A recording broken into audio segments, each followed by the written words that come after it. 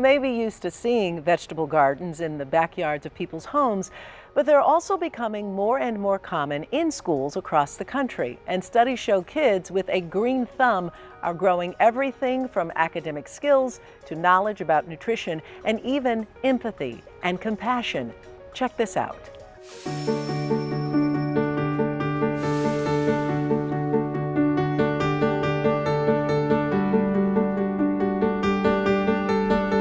Are planting cucumbers. Do you like cucumbers? Yes. The latest trend in hands-on STEM is sowing the seeds of knowledge, literally. Just a minute.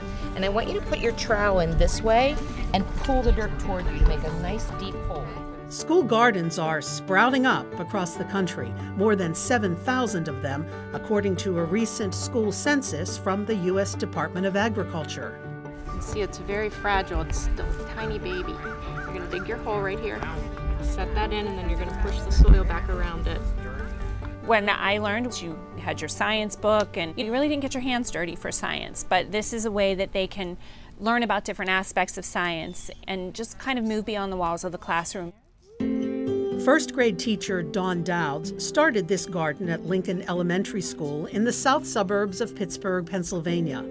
The process began with every student in the school planting seedlings in their classrooms.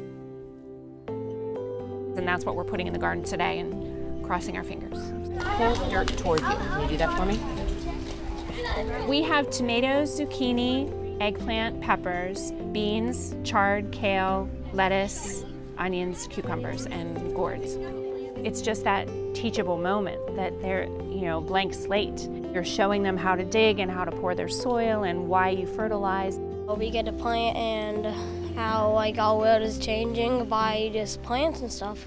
Because one little seed could make the whole entire earth change, and it's really cool how that's happening. Multiple studies show lessons that take root in a school garden blossom into big benefits for students. Hands-on learning contributes to everything from higher test scores to improved behavior.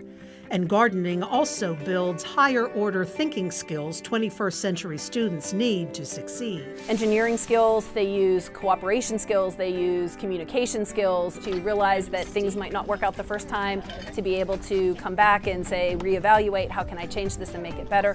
Doing stories with them and literacy components and bringing in books and resources, so that's always part of it.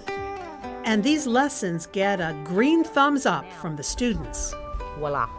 Yay! Thank you for gardening with me. This is different between sitting at a desk and reading a book because you actually do the activity instead of just reading, and you actually know what it feels like. You just get to explore and get down in there and see what's really, what's the secret about the plants. We just put them in little cups, and we put soil in there, put the seeds, and they grew. Some of them didn't, but it's just nature. Research done at Rutgers University also revealed school gardens give kids a chance to learn about relationships in the environment. If it rains while you're planting, it's good because rain is good for plants. You make a garden so the bees can pollinate and you have food to eat. You get to learn about what helps plants grow, what they have for food. In addition to learning about the science of plants, students learn about the danger of pests. I see one crawling toward me.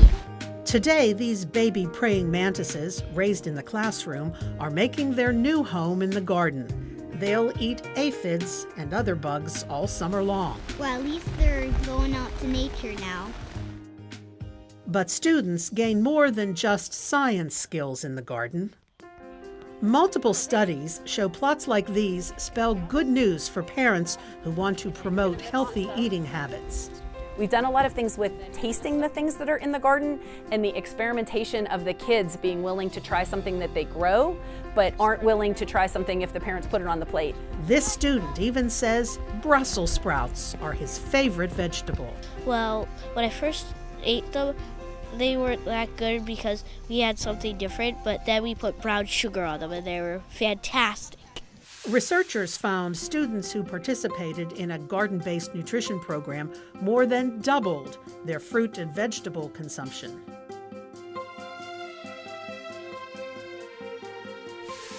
And for them to understand that you can put basil in ice cream and it still tastes good, or you can put zucchini in cake and that still tastes good. 2 skips, bud. We are just barely touched the surface of what that can be. If higher test scores and healthier eating habits aren't convincing enough, a Rutgers University study showed school gardens contribute to the social and emotional development of students too. At Lincoln Elementary, that takes the form of donating produce to a local food pantry. You're growing this and you're giving it to someone who can't get this. They can follow that, even at a young age. It's very fun to help people who can't afford food, to just plant it for them and then give it to them.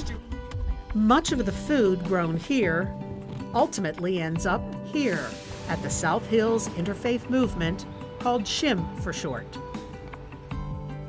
We have 1,700 people that visit one of our 3 food pantries every month.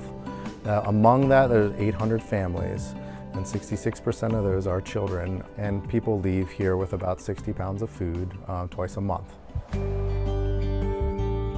The National Institutes of Health identified school gardens as one way to close the grocery gap for low-income families who can't afford or don't have access to fresh food.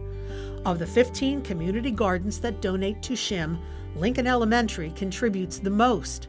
Last year, they gave over 400 pounds of produce, and they're on track to donate even more with this season's harvest. I enjoy working a lot with the children in the community, and we call them our little philanthropists. That's good, James. It feels good for helping all the people that don't have food and money to buy it. When I know that I helped other people, it makes me really happy because I know that they needed things that I had a lot of. So when I give them to them, they have more. For me, I love to see the excitement of the kids. They're very excited about the garden. They're very excited about being part of something like this.